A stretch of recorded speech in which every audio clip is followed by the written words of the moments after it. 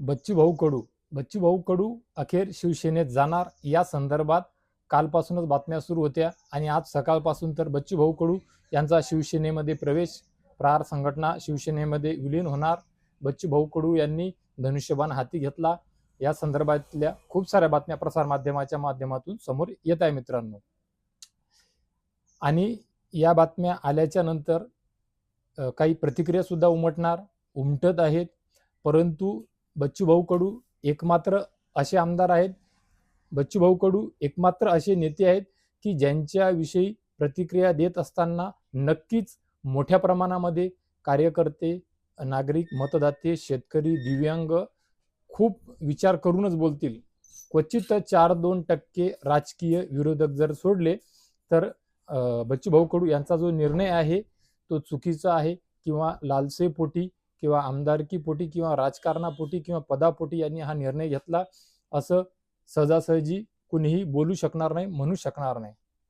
आणि मित्रो, एक गोष्ट लक्षात घेण्यासारखी आहे, कारण की बच्चूभाऊ कडूंनी काल प्रसार माध्यमांशी बोलत असताना त्यांच्या मुखातून त्यांची हळहळ न कळत काय होणार पण ती निघून गेली. ते बोलता बोलता बोलले.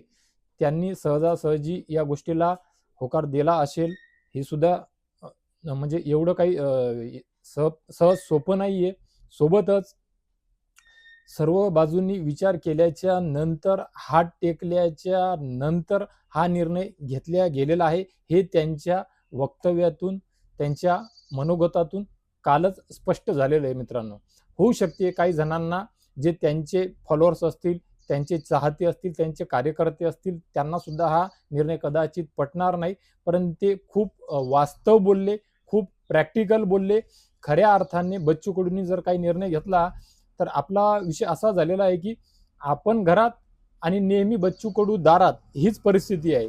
या अगोदर मागच्या वर्षी जे आंदोलन झालं, त्या आंदोलनामध्ये सुद्धा किती लोक होते, किती काळ थांबले, किती वेळ थांबले, दिव्यांगजन किती होते, शेतकरी बांधव किती होते, तिथली परिस्थिती काय होती, तो विषय, तो प्रकरण, ते आंदोलन जर बच्चू भाऊंनी हाताळलं नसतं तर काय प्रकार घडला असता, किती जणांना त्रास झाला असता, या सर्व गोष्टी सुद्धा आपण प्रतिक्रिया देताना विचार करायला हव्या.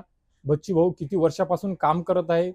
खरोखरच बच्चू भाऊ सारखा एखादा महाराष्ट्र राज्यामध्ये नेता, सामाजिक कार्यकर्ता, आमदार आहे का, या गोष्टीचाही विचार करावा. आणि कुणी प्रतिक्रिया देत असेल बच्चू भाऊ कडूंवर, तर बच्चू भाऊ कडूंवर प्रतिक्रिया देत असताना नक्कीच आपल्या अंतर्मनामध्ये झाकावं, बघावं, वाकून बघावं. खरोखर आपण बच्चू भाऊ कडूंवर बोलू शकतो का, बोलायला हवं का, आपली एवढी ऐपत, एवढी पातळी आहे का, आपलं एवढं सामाजिक कार्य आहे का, जे बच्चू भाऊ कडूंनी केलेलं आहे ते वास्तव आहे. खूप मोठ्या प्रमाणामध्ये खूप अधिकाऱ्यांशी, राजकीय नेत्यांशी, मंत्र्यांशी त्यांनी वैर घेतला. दिव्यांग बांधवांकरिता, शेतकरी बांधवांकरिता गेल्या काही दिवसांमध्ये शेतकरी बांधवांकरिता सुद्धा जेवढ्या ताकदीने ते समोर आलेले आहेत, सर्व शेतकरी नेत्यांना एकजूट करून सोबत आणून त्यांनी जो एक उठाव करण्याचा प्रयत्न केला होता, याच्या अगोदर तो उठाव, निवडणुकीमध्ये त्यांना आलेले कडू गोड अनुभव, अशा खूप साऱ्या काही गोष्टी आहेत जे काल ते बोलता बोलता त्यांच्या मुखातून ते वास्तव निघून गेलं. आपणच जर घरात राहून त्यांना नेहमीच पाण्यात, थंडीत, उन्हात, वेळोवेळी फक्त आणि फक्त जर दारातच पाहू इच्छित असेल तर आपलंही कुठे ना कुठे चुकत आहे. एवढ्या वर्ष त्यांनी काम केल्याच्या नंतरही, आणि बरेचसे कामं असे असतात की सत्तेच्या बाहेर राहून किंवा रस्त्यावरूनच होतात, अशाला भाग नाही. तर संविधानानुसार, कायद्यानुसार, कायद्यामध्ये जाऊन, सत्तेमध्ये जाऊन खूप साऱ्या गोष्टी कराव्या लागतात. सत्तेमधूनच होतात. आंदोलन करून 100 पैकी फक्त 20 किंवा 30% काही मागण्या मान्य करून घेण्यापेक्षा सत्तेमध्ये जाऊन 70-80% तुम्ही तुमच्या मागण्या, तुमचे अनुभव, तुमचे काही जे नवीन नियोजन असतील नागरिकांकरिता, दिव्यांगांकरिता, शेतकऱ्यांकरिता, ते इम्प्लिमेंट आणण्याकरिता मदत होते. बच्चू भाऊ कडू आता सत्तेत गेल्याच्या नंतर त्यांची बोलीभाषा बदलेल असं मुळीच विचार करू नका आणि वाटूनही घेऊ नका. आणि हे शक्य सुद्धा नाही. बच्चू भाऊ कडू काय आहे ते आपल्याला सांगण्याची गरज नाहीये. बच्चू भाऊ कडू सारखा गोड माणूस दिव्यांगांकरिता, शेतकऱ्यांकरिता, नागरिकांकरिता मिळणे शक्य नाहीये. बच्चू भाऊ कडूंनी नेहमी विधान भवनामध्ये, विधानसभेमध्ये प्रश्न मांडत असताना फक्त आणि फक्त स्वतःच्या विधानसभा क्षेत्राचाच विचार न करता जवळपास सर्वच जनसामान्यांचा विचार करून त्यांच्या ज्या समस्या होत्या त्या प्रश्नांना वाचा फोडण्याचा प्रयत्न केला. ते नेहमी बोलले, कडू भाषेत बोलले, महत्वाचे विषय बोलले, कुठलाही कसाही विचार नाही केला त्यांनी. युती आघाडीचा विचार नाही केला, पदाचा, निधीचा कुठलाही विचार नाही केला, राजकारणाचा कोणी आपल्याला मदत केली नाही त्यांना काय त्रास होईल ह्या अशा कुठल्याही गोष्टीचा त्यांनी विचार केलेला नाहीये. आणि त्या कमी शब्दातून त्यांच्या एक स्पष्ट झालेलं होतं की जर आम्हीच जर त्यांना झेललं असतं, तळ हाताच्या फोडासारखं जपलं असतं, तर कदाचित त्यांना हा निर्णय घेण्याची आवश्यकता पडली नसतील. हे त्यांच्या कमी शब्दातून काल लक्षात आलेलं आहे. हे लक्षात घेण्यासारखं आहे मित्रांनो. आता नागरिकांकडून काही चुका होत असतात, मतदात्याकडून काही चुका होत असतात, कुठे प्रेशरपोटी, कुठे दबावापोटी, कुठे संबंधापोटी, तर कुठे आमिषापोटी. आमिष थोड्या काळावेळापुरतं असतं, परंतु तुम्ही त्या थोड्या काळावेळापुरतं स्वतःला जर सावरलं तर तुम्ही येत्या पंचवार्षिक म्हणजे 5 वर्षाकरिता खूप काही विकास कामं करून घेऊ शकता, चांगली संधी देऊ शकता. तुमच्या न्याय हक्कासाठी कोणीतरी भांडू शकतो, वाचा फोडू शकतो, परंतु तुम्हीच त्या व्यक्तीला कुठे ना कुठे डावलल्यामुळे, डावलल्यानंतर हे असे प्रकार घडतात. ते बोलता बोलता बरंच काही बोलून गेले, संघटन चालवणं सोपं नाही वगैरे वगैरे खूप काही गोष्टी. आणि एवढ्या वर्षामध्ये त्यांनी कोणत्याही पक्षामध्ये प्रवेश सुद्धा घेतलेला नव्हता. तर त्यांनी जो निर्णय घेतलेला आहे तो म्हणजे असा व्यक्तीच आजपर्यंत भेटणे शक्य नाही. कुठे ईडीच्या भीतीने कोणी जाते तो विषय वेगळा असतो, कोणाचा काळा बाजार, कोणाचा भ्रष्टाचार त्या कारणास्तव जातो, हे जे आपण काही गेल्या वर्षांमध्ये पाहत आहोत किंवा आपण आरोप करत आहोत किंवा त्या आरोपामध्ये कदाचित सत्यता असेल नसेल हा नंतरचा भाग. परंतु बच्चूभाऊ कडू विषयी तसा कुठलाही विषय नाही. आणि ते जाताना कुणीकडे जात आहेत हे सुद्धा तेवढंच महत्वाचं आहे. हा माणूस कडू होता, कडू आहे आणि कडूच राहणार.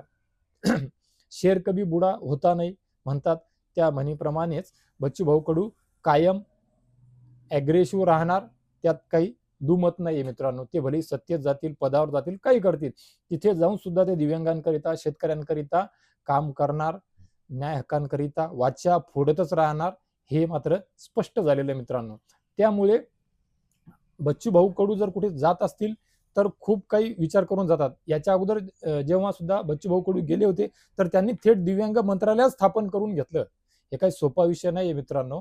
दिव्यांग काही त्यांच्याच मतदारसंघामध्ये नाही आहेत, मोजकेच नाही आहेत, संपूर्ण महाराष्ट्रभर आहेत, संपूर्ण जिल्ह्यांमध्ये आहेत, सर्व विधानसभा मंडळामध्ये आहेत, विधानसभा क्षेत्रामध्ये आहे. त्या सर्व लाभार्थ्यांना या गोष्टीचा लाभ होत आहे मित्रांनो. वेळोवेळी तहसीलदार असतील, मोठमोठे अधिकारी असतील, यांच्याशी वैर घेणे, कितीतरी शेकडो वेळा रक्तदान, त्यांच्यावर शेकडो गुन्हे आहेत. ते गुन्हे काही सर्व स्वतःच्या पदरामध्ये काही पाडून घेण्याकरिता नाही, तर दिव्यांगांना, शेतकरी बांधवांना, जनसामान्यांना, त्यांच्या क्षेत्रातील मतदात्यांना न्याय मिळावा याकरिता त्यांनी हे गुन्हे अंगावर घेतलेले आहे मित्रांनो. सोपं नसते हे आम्हाला कुणालाच काही सांगायची गरज नाही. आपण बसल्या जागी एसी मध्ये, कूलर मध्ये बसून कमेंट करू शकतो. कमेंट पास करायला काही वेळ लागत नाही. आता सत्य झाला, सत्तेचा तुकडा मिळाला, विधान परिषद मिळाली, मंत्रिपद मिळणार, यासाठीच हा अट्टहास होता का? आता शेतकऱ्याला सोडून देणार का? कर्जमाफी मिळणार नाही का? अजून विचार करा, तो माणूस कुठे जाऊ शकला असता, परंतु तो कुठे जात आहे. खूप काही गोष्टी आहेत मित्रांनो. बच्चू कडू सारखा आमदार नक्कीच होणे नाहीये. आणि त्यांनी जो निर्णय घेतलेला आहे त्यामध्ये त्यांनी त्यांच्या मनावर दगड ठेवून हा निर्णय घेतलेला आहे, हे कालच्या त्यांच्या वक्तव्यातून दिसून आलेलं आहे मित्रांनो. एवढं कडू, एवढं स्पष्ट, एवढं परखड बोलणं सोपं नाही मित्रांनो. ते शांतपणे सुद्धा जाऊ शकले असते, सहजासहजी सुद्धा जाऊ शकले असते, परंतु नक्कीच ते त्यांच्या कार्यकर्त्यांना सुद्धा वाऱ्यावर सोडणार नाही, हे सुद्धा त्यांच्या संभाषणामधून स्पष्ट झालेलं आहे मित्रांनो. परंतु आपल्यालाही कुठे ना कुठे त्यांच्या कालच्या वक्तव्यानुसार विचार करावा लागेल. इथून पुढे सुद्धा ज्या ज्या निवडणुका येतील त्या निवडणुकांमध्ये कुठेतरी विचार करावा लागेल की कोण दगड आहे, कोण ईट आहे. राजकारणामध्ये सर्व जवळपास असेच आहे. आपण म्हणतो इथपर्यंत ठीक आहे, पण कुठे ना कुठे ईट दगडाचा फरक राहू शकतो. त्यानुसार तुम्हाला तुमच्या इथून पुढे ज्या काही निवडणुका फेस कराव्या लागतील त्या नक्कीच बच्चूभाऊ कडूचा विचार करून मतदान करण्याचा प्रयत्न करा मित्रांनो.